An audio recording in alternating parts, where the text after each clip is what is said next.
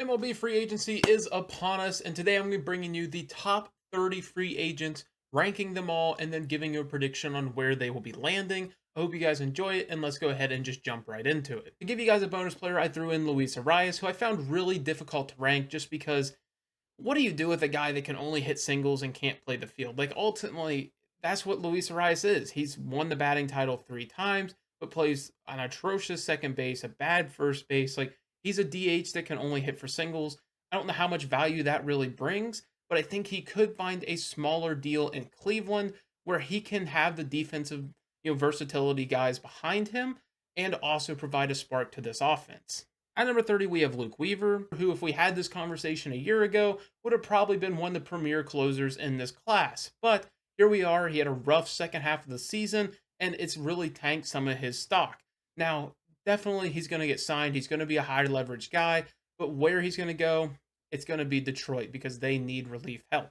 At number 29, we have Harrison Bader, who had a career year at the age of 31. He posted 17 homers, plays a great center field. He just does a lot of things well, and if he can continue to hit like that, he can be very valuable to pretty much any team he goes to. The team he's going to go to is the Baltimore Orioles, who could use some center field help. They need a true center fielder. They don't really have one, especially since they traded away Cedric Mullins, and I think that Harrison Bader could fit well into that team. Zach Gallen had a rough year in 2025, posting the worst ERA of his entire career, but he's still able to log 192 innings, and that in itself is very valuable. But I think he's much closer to the pitcher he was in 2024 and 2023, where he's more of a mid-3 ERA type guy, middle of the rotation, not necessarily your ace like he was early on in his career, but middle of the rotation, very solid. And I think that's what the Diamondbacks are going to look for whenever they resign him. At number 27, we have Ryan Helsley, who had a very, very rough second half of the year with the New York Mets. I think pretty much that whole Mets team did. But Ryan Helsley, aside from that second half of the season, has been very good over the last 4 seasons, especially if you look at 2022 to 2024. He had a sub-2 ERA and would be one of the premier names in this class, if not for that time in New York. And I think that the Chicago Cubs are going to get an absolute steal whenever they get him. At number 26, we have Kazuma Okamoto. Okamoto is a weird one for me because at third base, he becomes immensely valuable. Power hitting, left-handed third baseman who can actually play the field. That sounds great. But I just don't know if he can play it there anymore. He played there a lot early on in his career in Japan, but as he's gotten older, he's been transitioned more to first base. Still plays a great first base, but I don't know if he can actually play third base at an MLB level anymore in his career. And if he's a first baseman, I think his options become a lot more limited. Sure, he has that power upside, but there's still a lot of question marks to his game. I'm going to have him signing in Miami. At number 25, we have Gleyber Torres. He was another one of these players that kind of trailed off towards the second half of the year, started as an all-star, and then just petered out as the year went on, and it just kind of left a sour taste in your mouth. I'm going to have him signing with the Athletics, who need help at second base, but hopefully he can turn it around there in a loaded lineup. At number 24, we have Jorge Polanco, who just pulled this career season out of nowhere after it seemed like he was starting to peter out as a player. He's going to come back to Seattle because they need to keep that band together. At number 23, we have Merrill Kelly, who's just the definition of the middle of the rotation starter. He's not an ace, but he's going to consistently get you a mid-3 ERA, and I think Baltimore could use some stability in their rotation desperately. Brandon Woodruff's a guy at number 22 who I still believe in a lot. I definitely think I would push him higher if not for the injuries, but I think he still has some to prove in that regard. But I think Arizona is a team that could definitely use a high upside guy, and I think Brandon Woodruff is that guy. At number 21, we have Marcell Ozuna, the DH formerly of the Atlanta Braves. We all know his past. We don't need to go there. But on the field, he is still very, very good. Now, last season, it wasn't necessarily the superstar that we have come to know of 2024 and 2023. Not getting in the MVP votes this year, but 2024, 2023, if you can get that version of him, I definitely think that's a guy that's worth your while, and I think the Padres are going to scoop him up. At number 20, we have JT Realmuto, who's kind of the catcher number one by default in this free agent class.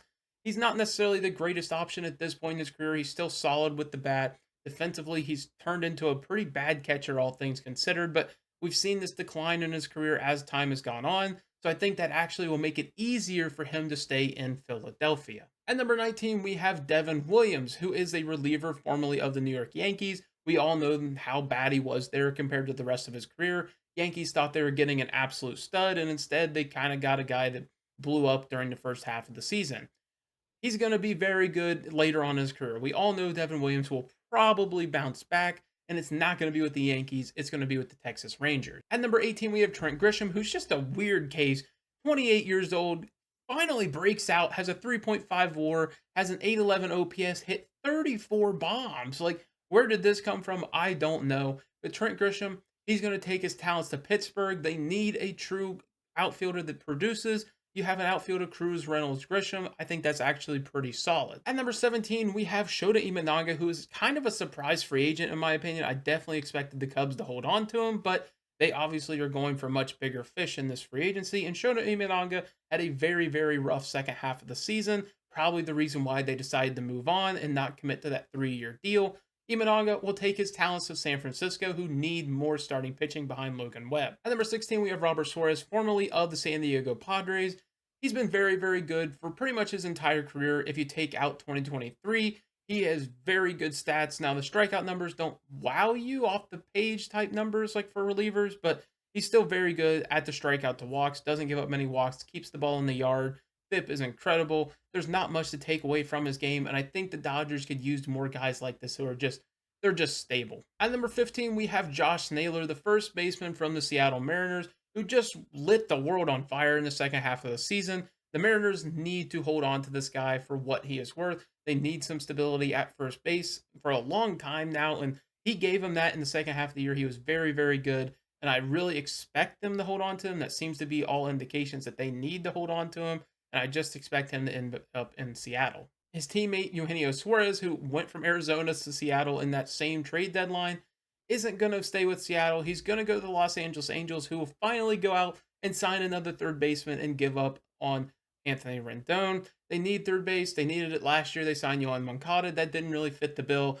Eugenio Suarez is going to try to fit that bill, and hopefully he can hit more like he did in Arizona. At number 13, we have Tetsuya Amai, who had a great final season in the Japanese League. He's going to make that move over to the States this offseason, and I just think he is just incredible. He had a great final year there, posting every number you want to see. The homers were staying in, the hits were not happening, strikeouts to walk were incredible. He's going to make the move over, and who else but the Dodgers to scoop him up. At number 12, we have Munetaka Murakami. Now, there's a lot of players, especially hitters, come over, and there's a lot of question marks of how his game will translate. And there are some with Murakami, but we can definitely see one thing, and that is he has big time pop. He has hit tons of homers over there in the Japanese League. He's been doing it for a long time. I think he's going to bring his talents over and go to the New York Mets and try to be Pete Alonso's replacement. At number 11, we have Edwin Diaz, formerly of the New York Mets. He's going to hit the free agent market after opting out of the remainder of his deal. He's been very, very good in New York, and I expect the New York Mets to re-sign the right-handed reliever. He's just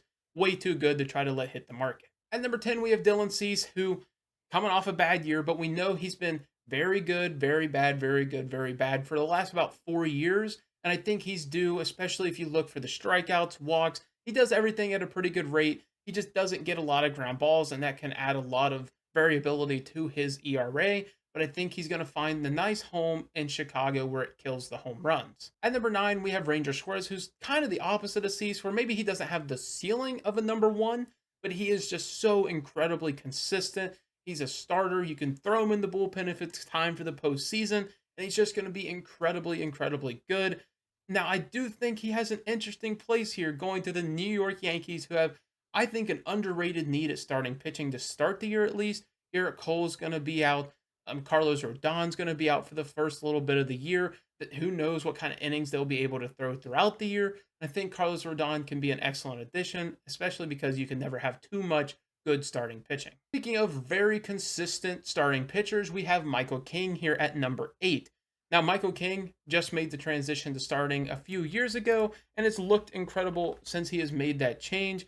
He's obviously been with the Padres over that time, and I think he will find a new home this offseason, and that's going to be with the Giants, who again are going to add to that secondary starting pitching behind Logan Webb. At number 7, I have Bo Bichette, the shortstop from the Toronto Blue Jays. He is a bit lower on my list compared to some others, just because I have some question marks about the longevity of his game. Obviously, right now, especially offensively, he is incredible. He's a shortstop that's going to give you close to 20 homers and a 800 plus OPS. Like, you cannot complain about that from the offensive side.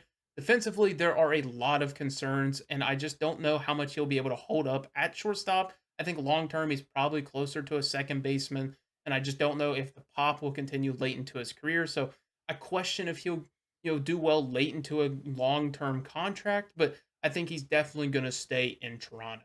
At number 6, we have Kyle Schwarber, the DH from the Philadelphia Phillies. 32 must have been the year to pop off because he went bananas in 2025. 56 homers, 132 RBIs, had a 928 OPS. There's just that doesn't get much better than that from the DH spot, and I think the Phillies will be doing great to retain him this offseason. And then at number 5, we have the polar bear himself, Pete Alonso. Another guy that's pretty limited defensively, going to probably be a first baseman slash DH the rest of his career, but he's going to look to get absolutely paid this offseason.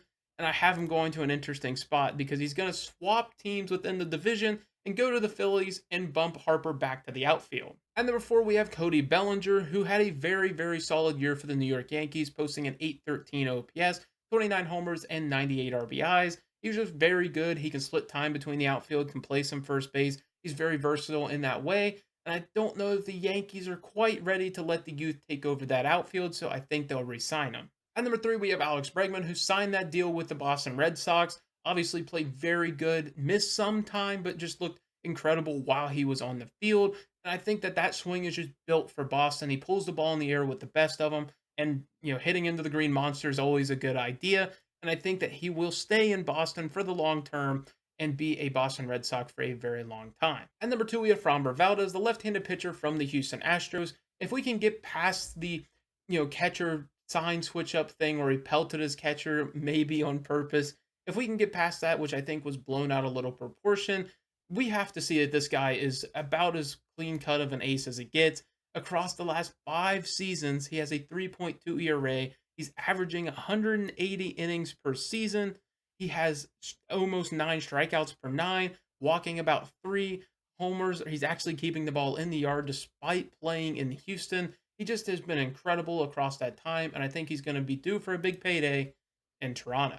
And then at number 1, we had the king himself, Kyle Tucker, trailed off a little bit towards the second half of the season, but was still very, very good. Had a 4.6 WAR, 841 OPS, had 22 homers, 73 RBIs. That's a down year for this guy. If he goes to a better ballpark for homers or whatnot, he's going to just continue to pop off and have those homer numbers resurface. He's just incredible. There's not much to say. And I think he's taken his talents to the Los Angeles Dodgers. And that's going to do it for the video. Let me know what you guys think. Let me know your predictions down below. I hope you guys enjoyed it. And thank you guys so much for watching.